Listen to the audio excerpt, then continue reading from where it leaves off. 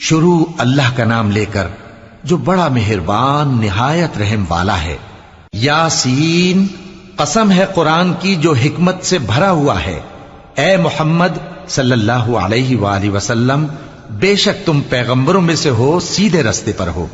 یہ قرآن غالب و مہربان کا نازل کیا ہوا ہے تاکہ تم ان لوگوں کو جن کے باپ دادا کو خبردار نہیں کیا گیا تھا خبردار کر دو کہ وہ غفلت میں پڑے ہوئے ہیں۔ ان میں سے اکثر پر اللہ کی بات پوری ہو چکی ہے، سو وہ ایمان نہیں لائیں گے۔ ہم نے ان کی گردنوں میں طوق ڈال رکھے ہیں اور وہ ٹھوڑیوں تک پھنسے ہوئے ہیں، تو ان کی گردنیں اکڑی ہوئی ہیں، اور ہم نے ان کے آگے بھی دیوار بنا دی اور ان کے پیچھے بھی، پھر ان پر پردہ ڈال دیا تو یہ دیکھ نہیں سکتے۔ اور تم ان کو خبردار کرو یا نہ کرو، ان کے لیے برابر ہے، یہ ایمان نہیں لائیں گے۔ تم تو صرف اس شخص کو خبردار کر سکتے ہو جو اس نصیحت یعنی قرآن کی پیروی کرے اور رحمان سے غائبانہ ڈرے، سو اس کو مغفرت اور بڑے ثواب کی بشارت سنا دو۔ بے شک ہم مردوں کو زندہ کریں گے، اور جو کچھ وہ آگے بھیج چکے اور جو ان کے نشان پیچھے رہ گئے ہم ان کو قلم بند کر لیتے ہیں، اور ہر چیز کو ہم نے کتاب روشن یعنی لوح محفوظ میں لکھ رکھا ہے۔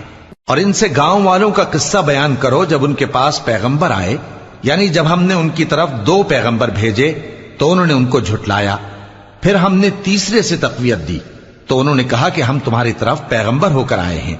وہ بولے کہ تم اور کچھ نہیں مگر ہماری طرح کے آدمی ہو، اور رحمان نے کوئی چیز بھی نازل نہیں کی، تم محض جھوٹ بولتے ہو۔ انہوں نے کہا کہ ہمارا پروردگار جانتا ہے کہ ہم تمہاری طرف پیغام دے کر بھیجے گئے ہیں، اور ہمارے ذمے تو صاف صاف پیغام پہنچا دینا ہے اور بس۔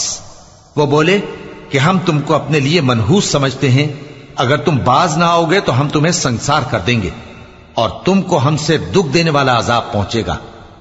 انہوں نے کہا کہ تمہاری نحوست تمہارے ساتھ ہے، کیا اس لیے کہ تم کو نصیحت کی گئی؟ نہیں، بلکہ تم ایسے لوگ ہو جو حد سے تجاوز کر گئے ہو۔ اور شہر کے پرلے کنارے سے ایک آدمی دوڑتا ہوا آیا، کہنے لگا کہ اے میری قوم، پیغمبروں کے پیچھے چلو، ایسوں کے جو تم سے صلہ نہیں مانگتے اور وہ سیدھے رستے پر ہیں۔ اور میں کیوں اس ذات کی پرستش نہ کروں جس نے مجھے پیدا کیا اور اسی کی طرف تم کو لوٹ کر جانا ہے؟ کیا میں اس کو چھوڑ کر اوروں کو معبود بناؤں کہ اگر رحمان مجھے نقصان پہنچانا چاہے تو ان کی سفارش مجھے کچھ بھی فائدہ نہ دے سکے اور نہ وہ مجھے چھڑا ہی سکیں؟ تب تو میں کھلی گمراہی میں پڑ گیا۔ میں تو تمہارے پروردگار پر ایمان لایا ہوں، سو میری بات سن رکھو۔ حکم ہوا کہ بہشت میں داخل ہو جا۔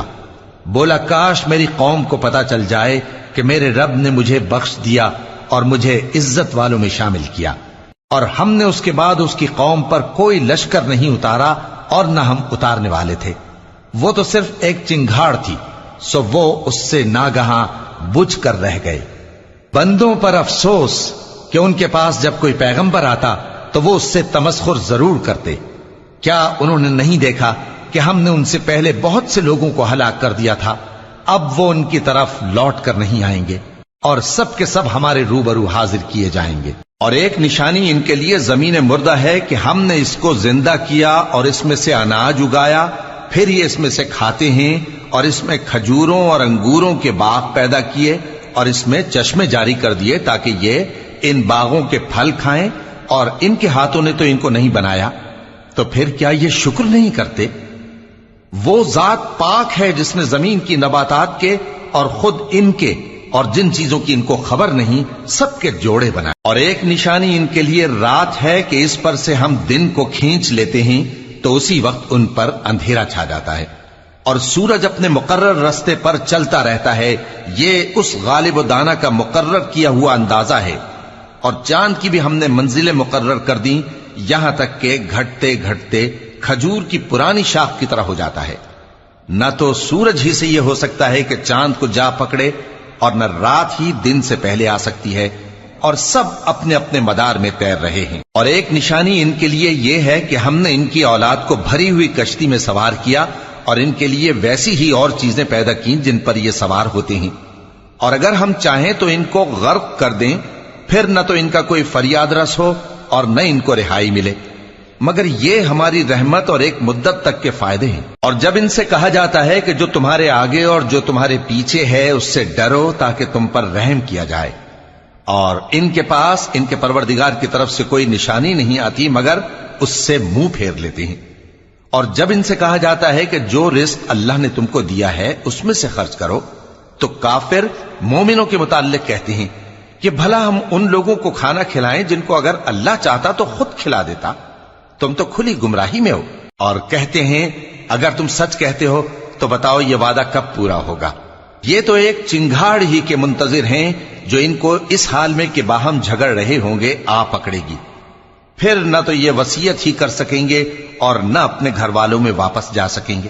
اور جس وقت سور پھونکا جائے گا یہ قبروں سے نکل کر اپنے پروردگار کی طرف دوڑ پڑیں گے، کہیں گے ہائے بربادی، ہمیں ہماری خوابگاہوں سے کس نے جگہ اٹھایا۔ یہ وہی تو ہے جس کا رحمان نے وعدہ کیا تھا اور پیغمبروں نے سچ کہا تھا۔ وہ تو صرف ایک زور کی آواز ہوگی کہ سب کے سب ہمارے روبرو آ حاضر ہوں گے، پھر اس روز کسی شخص پر کچھ بھی ظلم نہیں کیا جائے گا اور تم کو بدلہ ویسا ہی ملے گا جیسے تم کام کرتے تھے۔ اہل جنت اس روز عیش و نشاط کے مشغلے میں خوش ہوں گے، وہ بھی اور ان کی بیویاں بھی سایوں میں تختوں پر تکیے لگائے بیٹھے ہوں گے، وہاں ان کے لیے میوے ہوں گے اور جو وہ منگوائیں گے ان کو ملے گا۔ ان کو پروردگار مہربان کی طرف سے سلام کہا جائے گا، اور وہ فرمائے گا کہ گناہگارو تم آج الگ ہو جاؤ۔ اے آدم کی اولاد، کیا میں نے تم سے کہہ نہیں دیا تھا کہ شیطان کو نہ پوجنا، وہ تمہارا کھلا دشمن ہے، اور یہ کہ میری ہی عبادت کرنا یہی سیدھا رستہ ہے؟ اور اس نے تم میں سے بہت سی خلقت کو گمراہ کر دیا تھا، تو کیا تم سمجھتے نہیں تھے؟ یہی وہ جہنم ہے جس کے تمہیں دھمکی دی جاتی تھی، جو تم کفر کرتے رہے ہو اس کے بدلے آج اس میں داخل ہو جاؤ۔ آج ہم ان کے منہوں پر مہر لگا دیں گے اور جو کچھ یہ کرتے رہے تھے ان کے ہاتھ ہم سے بیان کر دیں گے اور ان کے پاؤں اس کی گواہی دیں گے، اور اگر ہم چاہیں تو ان کی آنکھوں کو مٹا کر اندھا کر دیں، پھر یہ رستے کو دوڑیں تو کہاں سے دیکھ سکیں گے؟ اور اگر ہم چاہیں تو ان کی جگہ پر ان کی صورتیں بدل دیں، پھر وہاں سے وہ نہ آگے جا سکیں اور نہ پیچھے لوٹ سکیں۔ اور جس کو ہم بڑی عمر دیتے ہیں تو اسے تخلیق میں اوندھا دیتے ہیں، یعنی اسے بچپن کی کمزوری والی حالت کی طرف لوٹا دیتے ہیں۔ تو کیا یہ سمجھتے نہیں؟ اور ہم نے ان کو یعنی اپنے پیغمبر صلی اللہ علیہ وآلہ وسلم کو شعر گوئی نہیں سکھائی، اور نہ وہ ان کو شایع ہی ہے، یہ تو محض نصیحت ہے اور صاف صاف قرآن ہے، تاکہ اس شخص کو جو زندہ ہو خبردار کرے اور کافروں پر بات پوری ہو جائے۔ کیا انہوں نے نہیں دیکھا کہ جو چیزیں ہم نے اپنے ہاتھوں سے بنائیں ان میں سے ہم نے ان کے لیے مویشی پیدا کر دیے اور یہ ان کے مالک ہیں، اور ان کو ان کے قابو میں کر دیا تو کوئی تو ان میں سے ان کی سواری ہے اور کسی کو یہ کھاتے ہیں، اور ان میں ان کے لیے اور فائدے اور پینے کی چیزیں ہیں، تو کیا یہ شکر نہیں کرتے؟ اور انہوں نے اللہ کے سوا اور معبود بنا لیے ہیں کہ شاید ان سے ان کو مدد پہنچے، مگر وہ ان کی مدد کی ہرگز طاقت نہیں رکھتے، اور وہ ان کی فوج بنا کر حاضر کیے جائیں گے تو ان کی باتیں تمہیں غمناک نہ کر دیں۔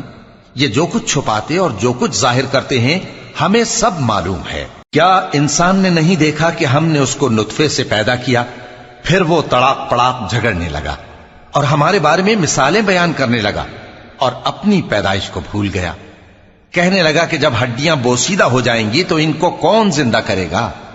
کہہ دو کہ ان کو وہ زندہ کرے گا جس نے ان کو پہلی بار پیدا کیا تھا، اور وہ ہر طرح کی تخلیق کو جانتا ہے، وہی جس نے تمہارے لیے سبز درخت سے آگ پیدا کی، پھر تم اس کی ٹہنیوں کو رگڑ کر ان سے آگ نکالتے ہو۔